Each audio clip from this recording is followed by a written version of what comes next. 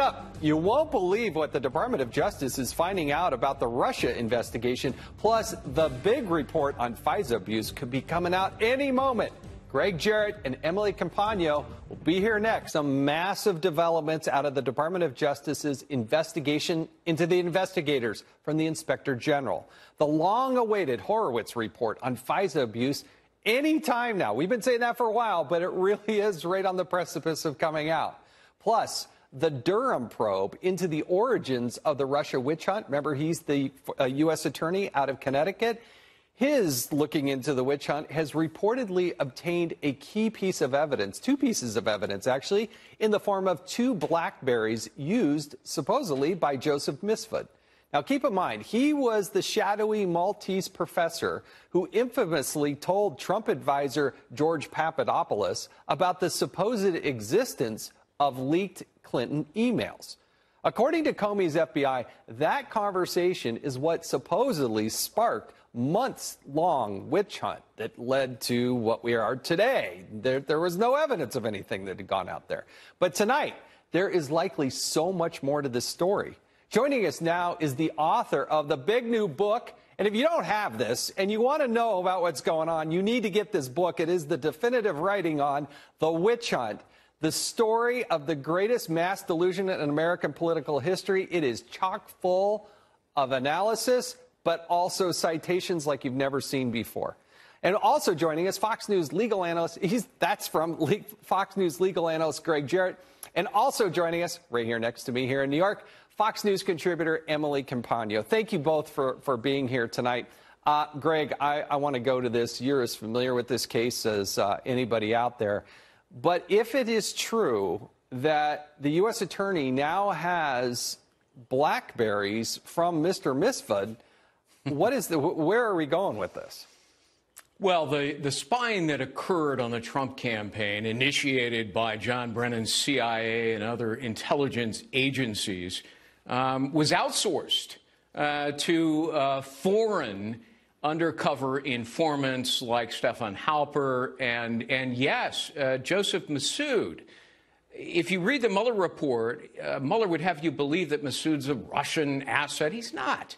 I mean, either that was an intentional misrepresentation by Mueller or he's incredibly gullible and maybe a little of both. Now, Massoud has always been a Western intelligence source, and in fact, he gives instructions to U.S. intelligence agents, including the FBI. So think about this. Our own asset is feeding disinformation to George Papadopoulos on purpose to set him up as a patsy to justify an investigation of Donald Trump.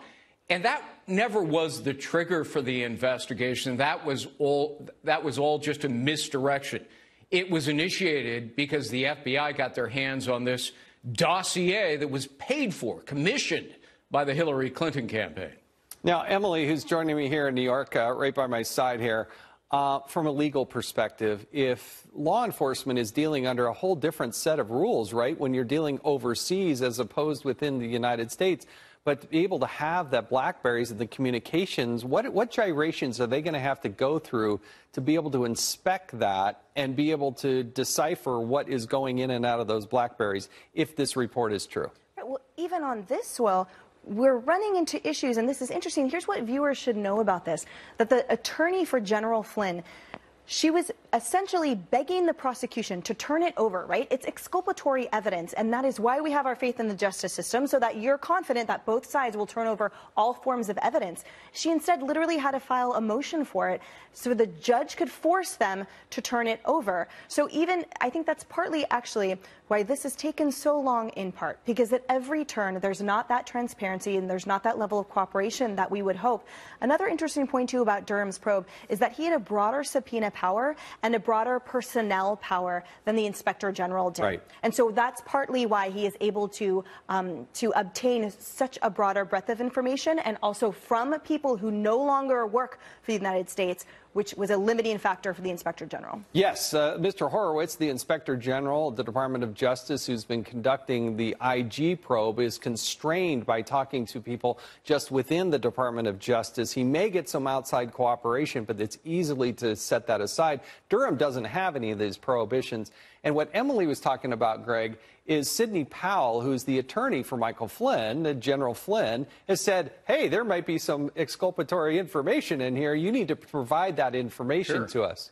What else do you know about this? It's called Brady material, after a famous case called Brady. And the Supreme Court has ruled that if you have any exculpatory evidence, you must turn it over to the defense. Well, it appears, and Sidney Powell believes and apparently has evidence, that they didn't follow the law, which means that the case could be dismissed against Michael Flynn, which was always an injustice. This is a guy who was interviewed by 2 FBI agents, including Peter Strzok, who walked out of the interview and said, the guy's not lying, there's no sign of deception. And the FBI actually dropped the case. Then Bob Mueller, in order to conjure out of thin air incriminating information against Donald Trump, decided to prosecute Flynn, a guy who told the truth, prosecuting him for lying. And the only reason Flynn threw the towel in and pled guilty was because unconscionably Mueller and his team of partisans were threatening to prosecute Flynn's son. And Flynn also went broke, had to sell his house trying to defend himself. This is the kind of thing that should never happen in American justice.